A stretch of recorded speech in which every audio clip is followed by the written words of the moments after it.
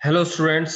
कल आपने fifth question तक जो पुरानी वीडियो है उसमें देखा होगा कि मैंने क्वेश्चन नंबर 5 तक कराए थे। आज हम क्वेश्चन नंबर 6 से स्टार्ट करते हैं। ML Agrawal from class 9। Question है, a person invest 10,000 for 2 years at a certain rate of interest compounded annually at the end of 1 year. The sum of its 11,200। देखिए, जो सबसे बड़ी चीज होती है, जो सबसे बड़ी डिजिट होती है, अगर प्रिंसिपल, सीआई और अमाउंट में देखें तो सबसे बड़ा अमाउंट होता है।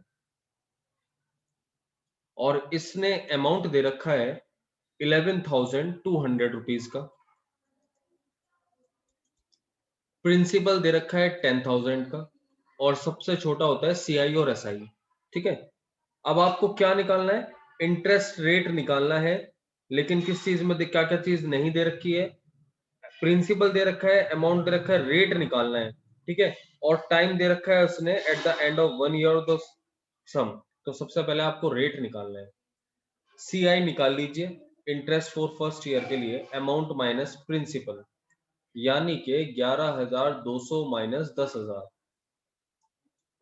1,200 रुपए का इंटरेस्ट आ गया। ठीक है, 1,200 रुपए का इंटरेस्ट आने के बाद रेट आपको मालूम ही नहीं है।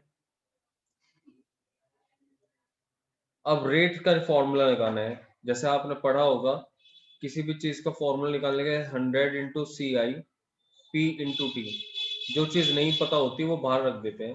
तो 100 into 1200, principal is 10,000 and time is दे ही नहीं रखा, 1 year का दे रखा है, तो उसे लिखने की भी जरूरत नहीं है। तो रेट इज 12%। ठीक है, अब आपको 1 year का निकालना है। तो इंटरेस्ट फॉर फर्स्ट ईयर का तो ये हो गया, इंटरेस्ट रेट इसी पे बनेगा क्योंकि दे रखा है 11,000 रुपए, 11,200 रुपए। ये फर्स्ट ईयर का हो गया। अब आते हैं हम सेकंड ईयर का। सेकंड ईयर, इस बार प्रिंसिपल कितना होगा? इस बार प्रिंसिपल 11,200 होगा। मैं एक स्टेप आगे इसलिए लिख रहा हूं क्योंकि करने की जरूरत है ही नहीं। ये इससे गया, सो 12 इंटू 112 1344, और अमाउंट आता है 11200 प्लस 1344, दैट मीन्स 125। ये आ गया आपका। ठीक है, नेक्स्ट क्वेश्चन। तो देखिए, question number 7, mister Lalit invested 5,000 at a certain rate of interest compounded annually for 2 years. At the end of the first year, the amount will be, amount दे रखा है, बड़ी वाली डिजिट्स अमाउंट होती है तो 5325, प्रिंसिपल है 5,000, टाइम है 2 years, और 1 year का निकालने की जरूरत नहीं है क्योंकि अमाउंट यही आएगा। तो सबसे पहले मुझे रेट निकालना है। रेट के लिए क्या करूंगा? 100 into C I P into T. अब बात आती है सी आई क्या है। इससे पहले मैं सी आई निकाल देता हूं। तो सी आई निकालने के लिए A minus P, C I equals to 5,325 माइनस 5,000, C I equals to 3,325 rupees. अब आपको वैल्यू पुट करनी है। Rate equals to 100 multiply 325 multiply principal और टाइम 1 years। इसको सॉल्व कर दीजिए।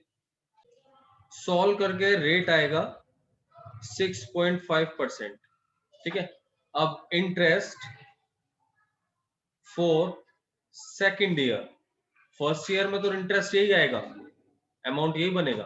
तो सेकेंड ईयर के लिए हम क्या करते हैं? प्रिंसिपल इस बार है 5,325, रेट आपने अभी 6.5 निकाला, 1/100।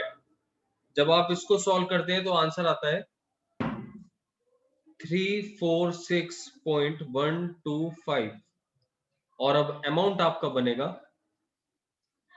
5,325.346.125। ठीक है, अब आपका अमाउंट इसमें आप ऐड कर दीजिए, तो जो भी ऐड करके आएगा वो आपका आएगा अमाउंट 5,671.125। इन रुपीज में कह रहा है वो, नियरेस्ट रुपीज, तो नियरेस्ट रुपीज ये बनते हैं बस। Next question. So next question number 8, a man invested 5,000 for 3 years at the certain rate of interest compounded at the end of its amount.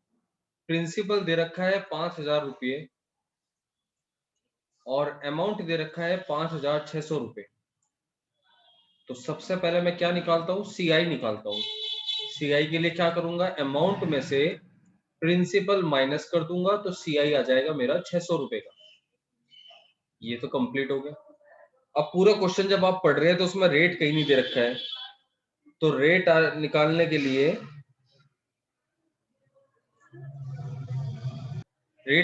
लिए हम क्या फॉर्मूला लगाएंगे, 100 into C I P into time. Time कितना दे रखा है, पहले मैं 1 साल का ही निकाल रहा हूँ, ठीक है।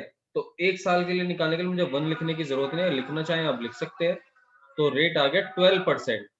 अब मुझे क्या करना है, 2 बार आंसर निकालने हैं। एक बार तो निकल चुके, interest for second year, principal कितना है 5,600, रेट है 12%, 1/100, सॉल्व कर दीजिए 672। फिर आप निकालते हैं अमाउंट 5,600 प्लस 6,672।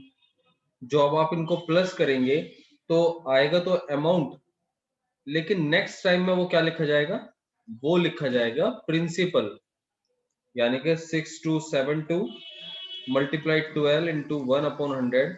अब जब आप इसे सॉल्व करते हैं तो आंसर आता है पॉइंट में 752.64, ठीक है।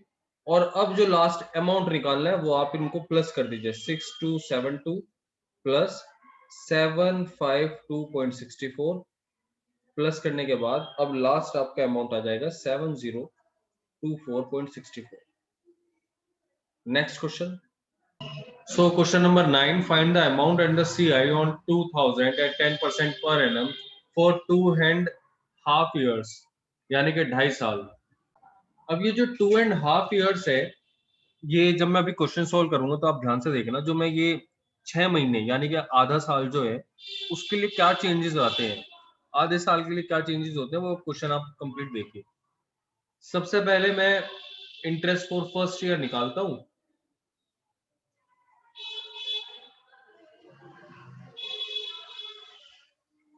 टू 2000 मल्टीप्लाई 10 मल्टीप्लाई 1/2, सो 200 आ गया।